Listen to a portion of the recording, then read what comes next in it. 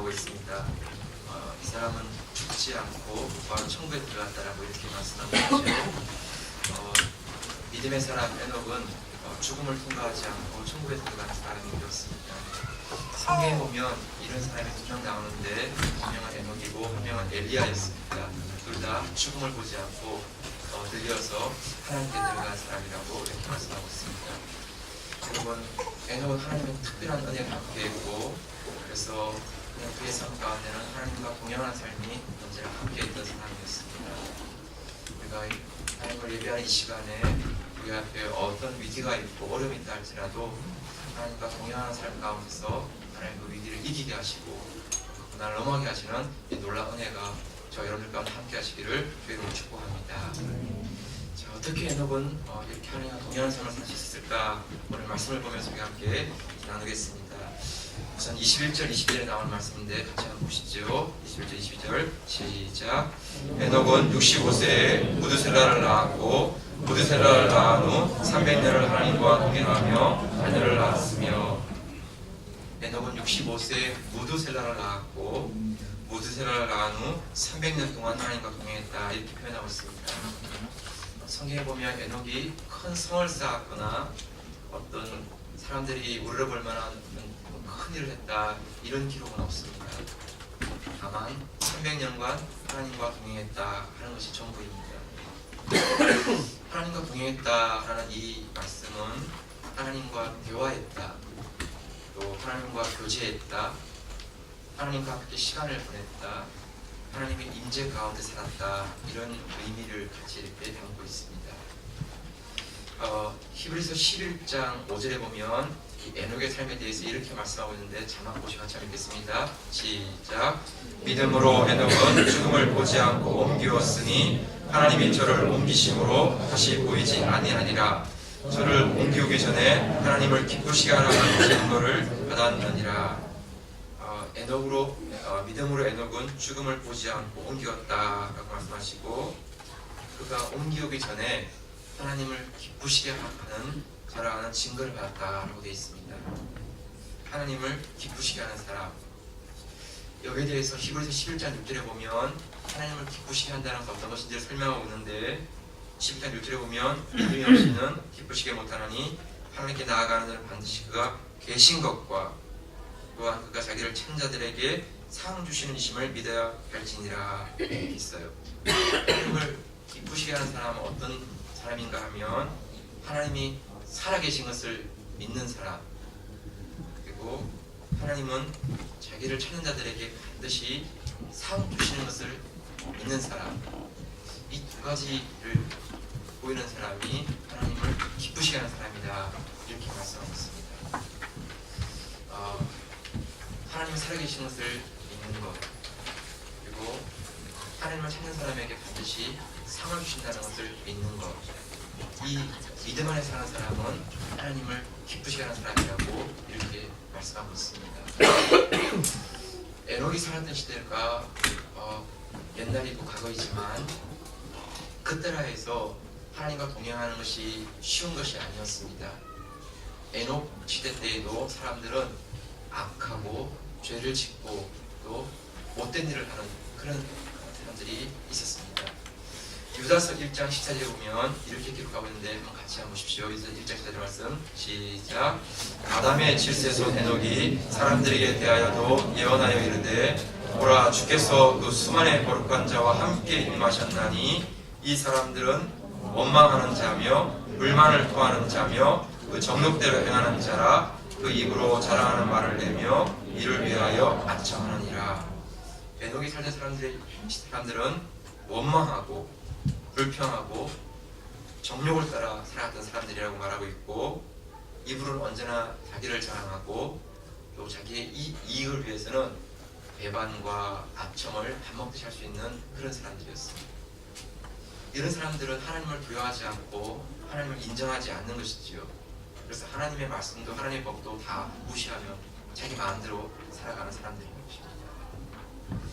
이런 시대 속에 살면서 하나님과 동행하며 살고 하나님을 기쁘시게 하며 산다는 게 쉬운 일이 아닌 것이죠.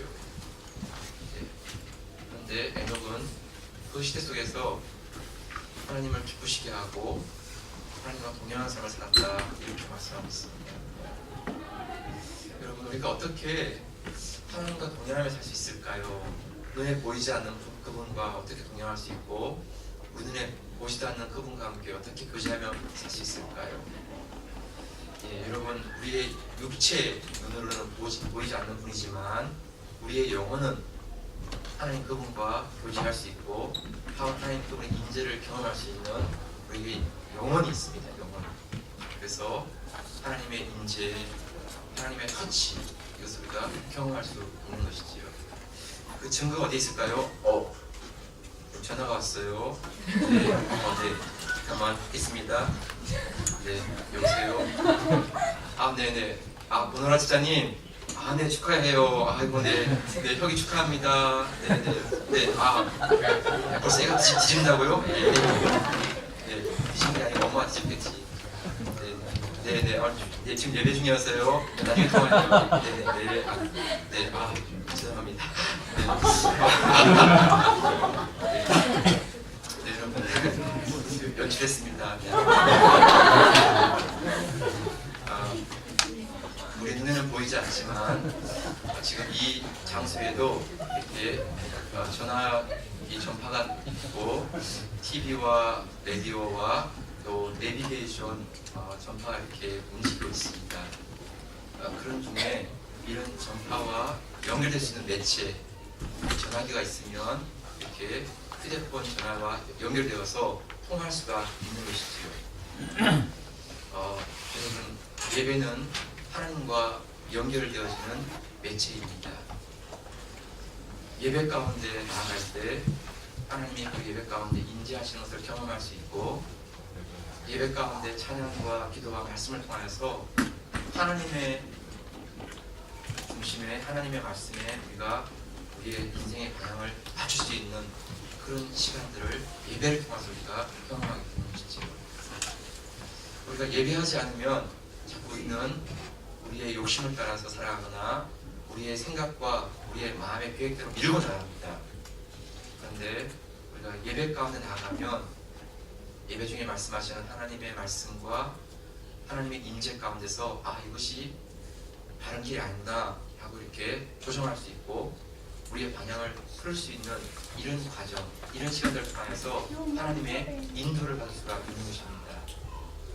내비게이션의 인도를 받으면 차가 갈 때 길을 몰라도 그 내비게이션이 안내하는 길을 따라서 가면서 우리가 목적지에 도착할 수 있는 그런 것과 같은 것이지요. 여러분, 우리가 개인적으로 예배하든 혹은 이렇게 공적으로 주일날 모여서 예배하든 예배 가운데 우리가 하나님의 인재를 경험할 수 있고 하나님의 말씀을 들으면서 우리의 삶을 조정할 수 있는 그런 시간들을 가지는 것입니다. 그러면서 하나님의 인도, 하나님의 안내를 우리가 받게 되는 것입니다. 여러분, 예배 가운데 일어나는 가장 중요한 것은 그 예배 속에 하나님의 말씀이, 성령의 음성이 우리 영혼에, 우리 삶에 터치하신다는 것입니다. 그래서 우리가 말씀 앞에 우리의 삶을 올려놓게 되고 그 말씀이 내 삶을 이끌어 가시는 가운데 내 생각과 내 마음의 계획을 조정할 수 있는 그런 시간들을 가지는 것입니다. 혹시 여러분들은 1년 전에 아니면 5년 전에 아니면 10년 전에 하신 결정에 대해서 혹시 후회하신 적은 없으신지요? 그때는 참 바른 결정을 한다고 했지만 1년 지나고 5년 지나고 10년 지나니까 그때 결정이 잘못된 결정이었구나, 이런 경우들이 있습니다. 또 앞으로도 마찬가지입니다. 지금은 내가 최선을 다해서 좋은 결정을 한다고 하지만 1년 지나고 5년 지나고 10년 지나고 보면 그때 했던 결정이 그게 옳은 결정이 아니었구나 하는 것을 보게 되는 것입니다. 왜냐하면 우리 인생은 완전한 지혜와 완전한 지각이 있어서 결정할 수 있는 게 아니고 우리는 앞을 알지 못합니다. 그때에는 최선을 다해서 결정하는 것 같지만 나중에 보니까 그것이 옳은 것이 아닌 것을 알게 되는 것이지요. 그런데 우리 하나님은 그런 분이 아닙니다. 우리 하나님은 완전하신 지혜와 완전하신 계획 가운데서 우리 인생을 향한 하나님의 인도하시는 계획으로 이끌어 가십니다. 민수기 23장 10절 말씀인데 같이 한번 보실까요? 시작.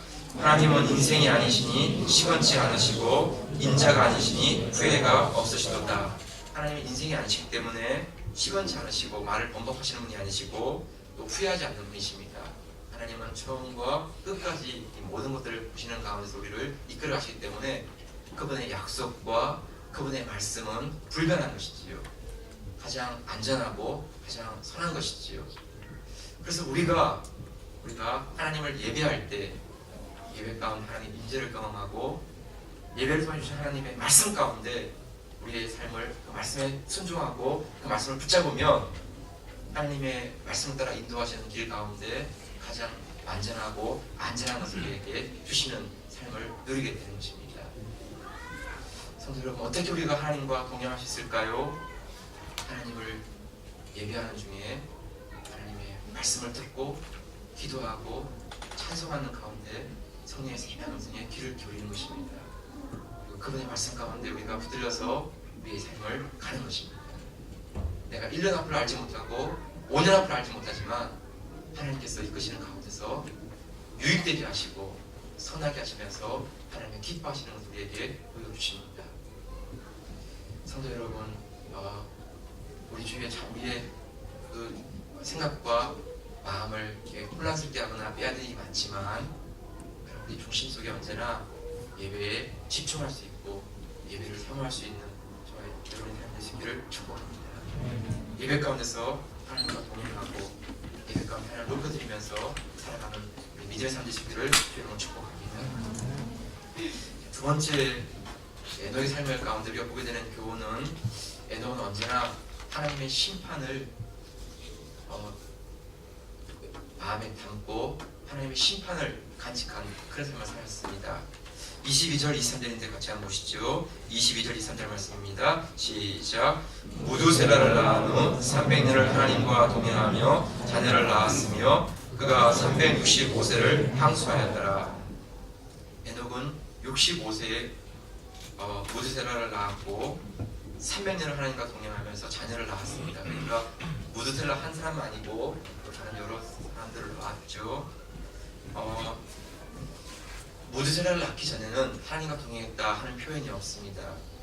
아마 65세까지는 에녹은 평범한 그런 삶을 살았지만 무두셀라를 낳는 그때에 그에게는 놀라운 어떤 신앙의 전기, 어떤 계기가 일어났던 것 같습니다.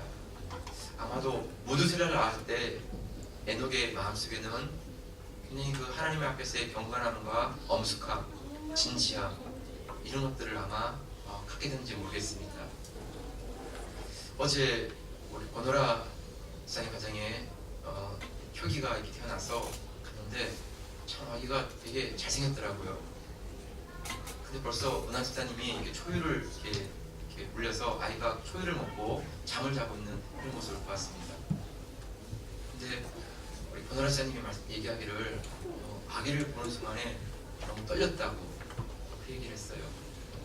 뭐 두려움이나 이런 게 아니라 그 자기를 닮은 아들을 이렇게 보게 되었을 때 마음 가운데 이 아이가 내 아이구나. 그리고 손 발가락 다섯 개 이렇게 그걸 보면서 너무 신기하다.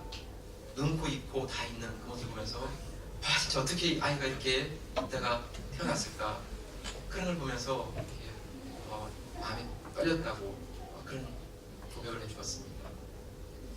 여러분, 우리가 아기를 낳아보면 그 아기를 이렇게 안을 때, 아기를 바라볼 때 우리 마음 가운데 엄숙함, 경외감 그런 마음이 우리 가운데 이렇게 다가오는 것입니다.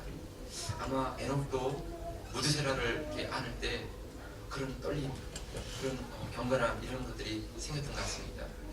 그런데 이름을 무두셀라라고 지었습니다. 무두셀라. 무두셀라라는 말은 창을 던진다 뜻입니다. 창을 던진다. 그런데 이 말의 의미는 삶이 끝나면 심판이 온다 하는 뜻입니다. 죽음이 오면 심판이 이루어진다. When he dies, judgment comes. 이런 뜻입니다. 무두셀라. 죽으면 심판이 있다. 여러분 정말 이름이 특이하죠. 아마 이 이름은 에녹이 지은 것이 아니라 하나님께서 그 아들의 이름을 무드셀라라고 짓게 한 것 같습니다. 그래서 에녹은 이 아이를 키우면서 언제나 하나님의 심판에 대해서 마음 가운데 그것을 간직하고 살아갔던 것 같습니다.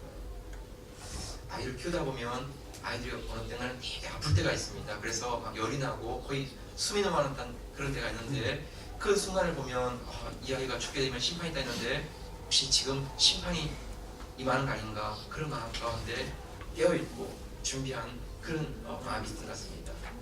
또 어느 날은 아이가 밖에 나가 놀다가 너무 멀리 나가서 또 늦게 돌아오는 때가 있었을 것입니다.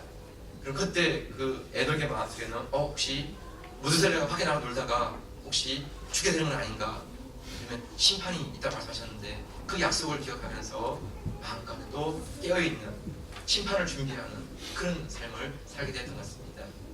아무튼 이렇게 무드셀라를 통하여서 언제나 하나님의 심판에 대한 그 말씀 메시지를 놓치지 않고 마음에 간직하며 살게 되었습니다. 그런데 정말 하나님의 약속대로 무드셀라가 죽게 되었을 때 심판이 이루어졌을까요? 예, 그렇습니다. 여러분 5장 25절 말씀인데 같이 한번 보십시오. 25절 말씀 읽겠습니다. 시작. 무드셀라는 187세에 라멕을 낳았고, 에녹의 아들이 무드셀라인데 무드셀라는 187세에 라멕을 낳았습니다. 그러니까 에녹의 손자가 되는 것이죠. 에녹은 계속 살아 있습니다. 네. 그러다가 28절 29절에 가면 이렇게 되어 있죠. 한번 같이 보겠습니다. 시작. 라멕은 182세에 아들을 낳고 이름을 노아라 하여 가로되 여호와께서 땅을 저주함으로 수고로임이라는 무리를 이 아들이 아니하리라 하였더라. 네. 에녹이 있고 무드셀라가 있고 라멕이 있고 노아가 있고 그렇습니다. 187세에 라멕을 낳았고 라멕의 아들은 182세에 낳았습니다. 그러니까 무드셀라는 369세에 그 노아라는 손자를 얻게 되었습니다. 369세. 그런 가운데 에녹은 300년이 지났으니까 이제 하나님께서 데려가셔야 되죠. 그래서 무드셀라와 라멕과 노아 이렇게 있는 것입니다. 그런데 969년 노아가 600세 되는 해가 무드셀라가 969년이 된 때인데 그때 어떤 일이 일어나냐 하면 노아의 홍수가 시작되었습니다.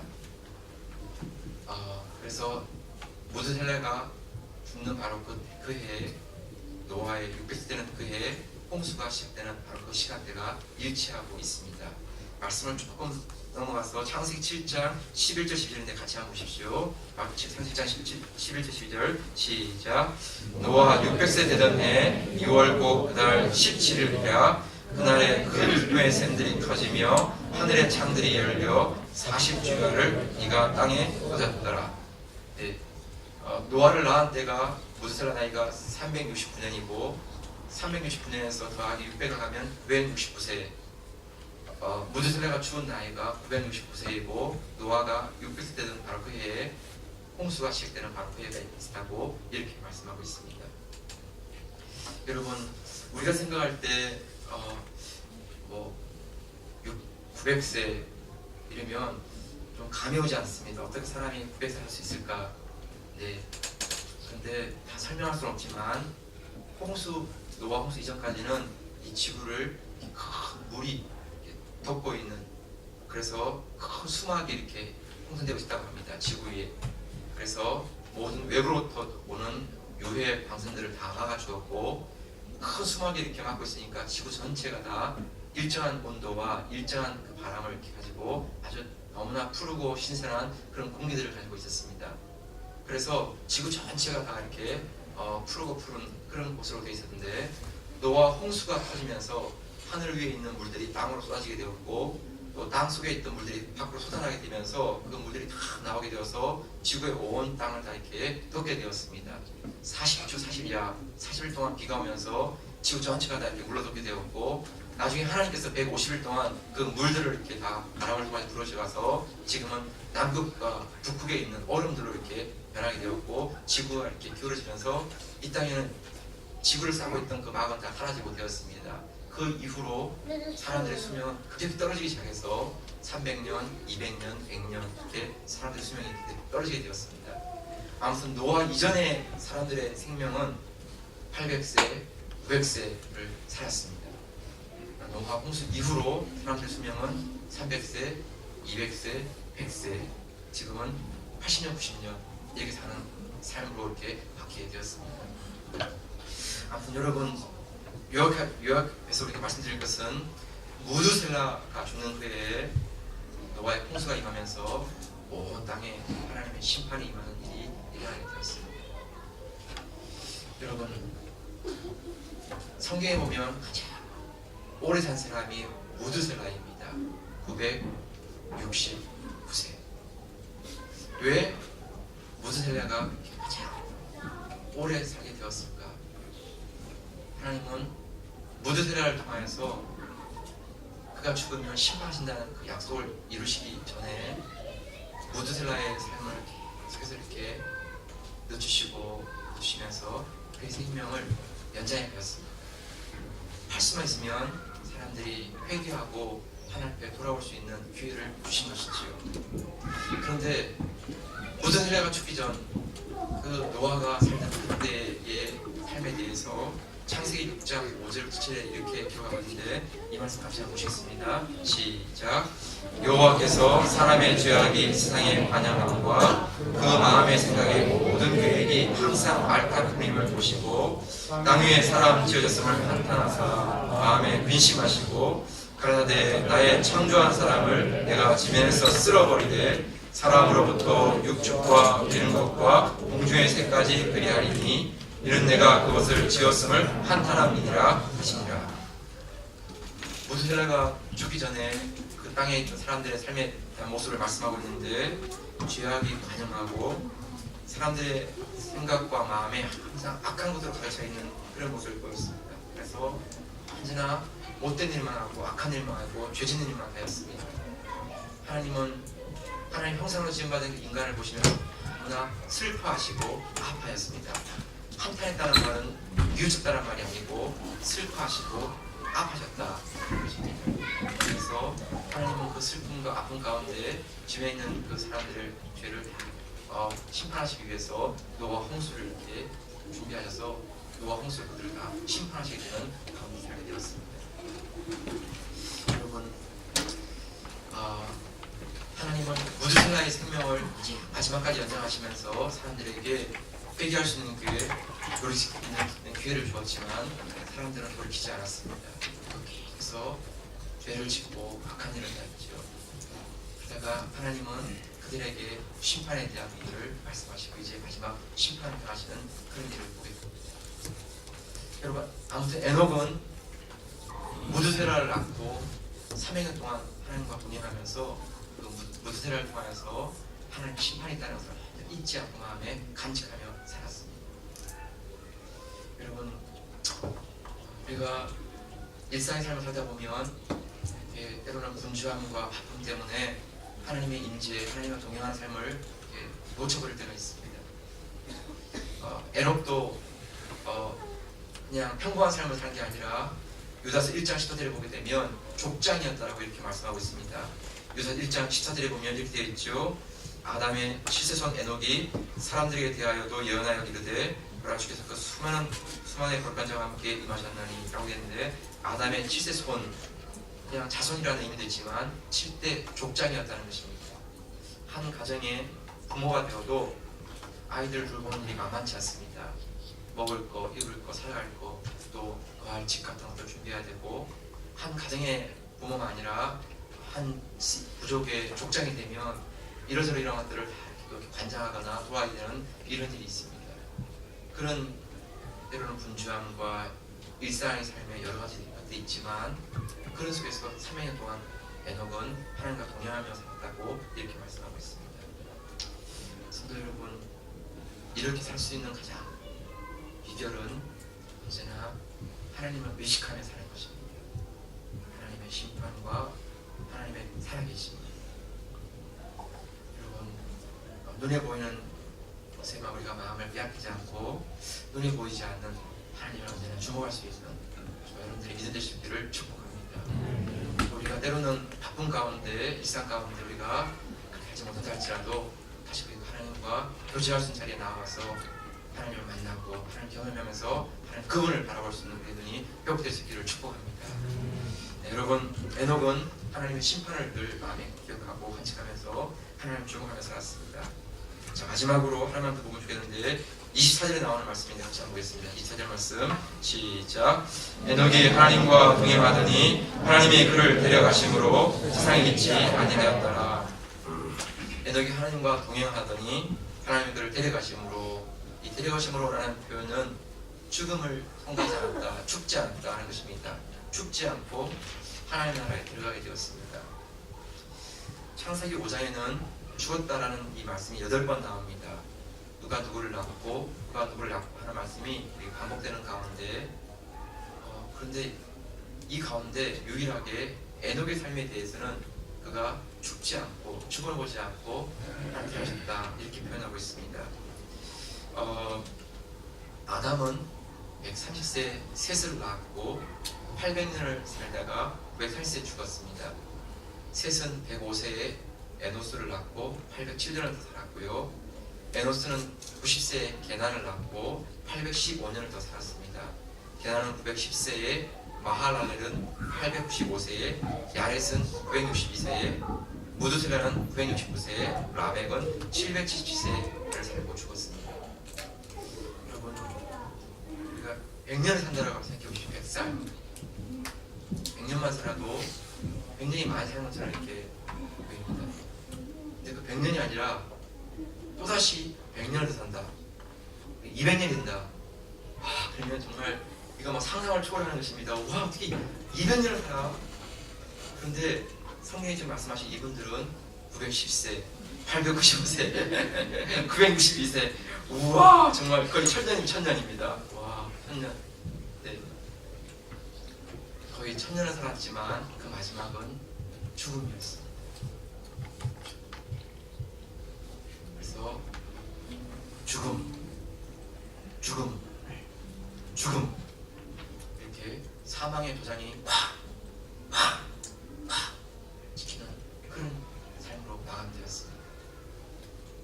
그런데 그 중에서 에녹의 삶은 사망 앞에 굴복하지 않고 죽음이 그를 덮지 못하고 사망과 죽음을 뛰어넘어서 하나님의 나라에 들어가는 살아있는 가운데 그런 사람으로 기록하고 있습니다. 에녹이 하나님과 동행하더니 하나님이 그를 데려가심으로 세상에 있지 아니하였다. 죽음의 흉내가 이어지는 그 가운데 그 죽음의 흉내를 끊어버리고 사망을 뛰어넘어서 살아있는 그 모습 가운데 하나님 나라로 들어가는 그런 사람이 되었습니다. 여러분, 에녹을 통하여서 하나님은 영생의 길이 있음을 말씀하고 있는 것이죠. 죽음이 끝이 아니고 사망이 끝이 아니라 영원한 생명이 있다는 것을 증거하고 계신 것이죠. 히브리서 11장 5절 말씀을 마지막으로 한 번 더 읽겠습니다. 시작. 믿음으로 에녹은 죽음을 보지 않고 옮기었으니 하나님이 저를 옮기심으로 다시 보이지 아니하니라. 저는 옮기기 전에 하나님을 기쁘시게 하라 하는 자는 증거를 받았느니라. 에녹은 죽음을 보지 않았습니다. 하나님 저를 옮기셔서 그런 이 땅에 다시 보이지 않게 하셨는데 하나님께서 그를 어디로 옮기신 것일까요? 어디로? 에녹이 옮겨진 곳은 주님이 계신 곳이고 또 우리를 위해 준비하시는 처소가 있는 그곳, 주님이 약속하신 영원한 나라, 천국, 바로 그곳에 에녹이 간 것이죠. 하나님을 믿지 않는 사람들은 이 땅이 전부라고 말하고 인생이 죽음의 끝이라고 말하지만 성경은 결코 에녹의 삶을 우리에게 말씀하시고 엘리야의 삶을 말씀하시고 예수 그리스도의 삶을 말씀하시면서 죽은지 잠든지 사흘 되었지만 다시 부활하심으로 승천하시고 하나님 나라에서 모든 이름이 그분 앞에 무릎 꿇는 하늘을 낼 것이라고 이렇게 약속을 했습니다. 여러분, 죽음이 끝이 아니었습니다. 사망이 전부가 아니었습니다. 영원한 생명이 있고 영원한 나라가 있는 것입니다. 그 땅을 사모하며 에녹은 살아갔던 것이죠. 에녹이 하나님과 동행하더니, 성도 여러분, 에녹은 이 세상에 사람들이 알아줄 만한 그런 업적을 이루거나 남들이 다 박수하고 칭찬하는 그런 일들을 한 것은 아니지만 그의 생애는 하나님과 동행하는 삶을 살았고, 그의 삶은 너무나 존귀한 가운데 하나님이 그를 데려가심으로 죽음을 보지 않고 옮겨지는 그런 삶을 보여주셨습니다. 정말 하나님과 동행하는 삶, 하나님 높여주시는 삶, 저와 여러분들 되시기를 주의 이름으로 축복합니다. 마지막으로 한 말씀을 드리고 마치겠습니다. 제 얘기가 아니어서 죄송하지만 또 여러분들 같이 나누고 싶은 책인데, 하나님의 대사라고 하는 김하중 장로님이 쓰신 글인데 1권과 2권이 있습니다. 그 가운데 이 1권에 나오는 72쪽 이하에 나오는 글 하나만 말씀드리고 마치겠습니다.